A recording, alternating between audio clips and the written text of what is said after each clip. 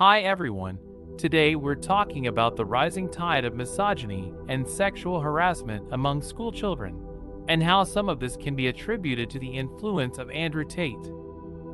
For those not aware, Andrew is an internet social media star, now under house arrest in Romania for suspected human trafficking and organized crime. His videos promote the idea of toxic masculinity, wherein boys think women belong to their boyfriends and girls must stay at home or be called hoes, and perpetuates the stereotype that rape victims must take responsibility for the attacks against them. Is it any surprise, then, that the charity Diversify is receiving 25 calls a week from schools from across England, reporting shocking examples of sexual harassment from boys as young as 9? We spoke to Sarah Cunningham, the co-founder of the charity, and she estimates that in one average school class, 8 boys will admire Tate and cite him as a reference for their own behavior.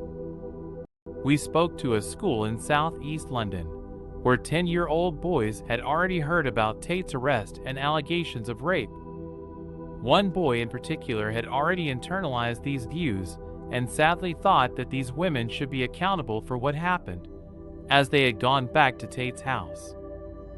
We also spoke to a small church primary school, where 4 9-year-old boys had locked a girl in a cupboard and attempted to sexually assault her before making her watch pornography. This is just one of many examples. The government is advising schools not to discuss social media influencer Andrew Tate in PSHE classes, and refuses to offer any training or guidance. The government believes that this is just a trend, and that it will go away.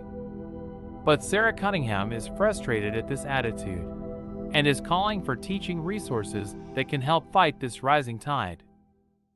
After all, if boys are taught the right values, it should limit their involvement in sexual harassment.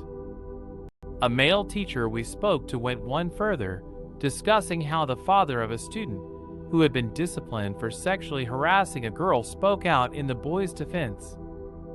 The father suggested this was just banter, and that the girls love it, making it ever more apparent how misogyny is learned, and not innate. The government is currently providing no resources or training on tackling online misogyny, which is why Heather Mary Jane started a social media campaign, securing over 1,000 responses from teachers who wanted to share her own teaching resources about Andrew Tate. Keir Starmer has recently voiced his intention for Labour to put lessons on treating women and girls with respect onto the school curriculum to help combat this vile behavior. So what do you think? Is this something you have experienced in your school, or do you know of anyone that has? Let us know in the comments below, and don't forget to like and subscribe.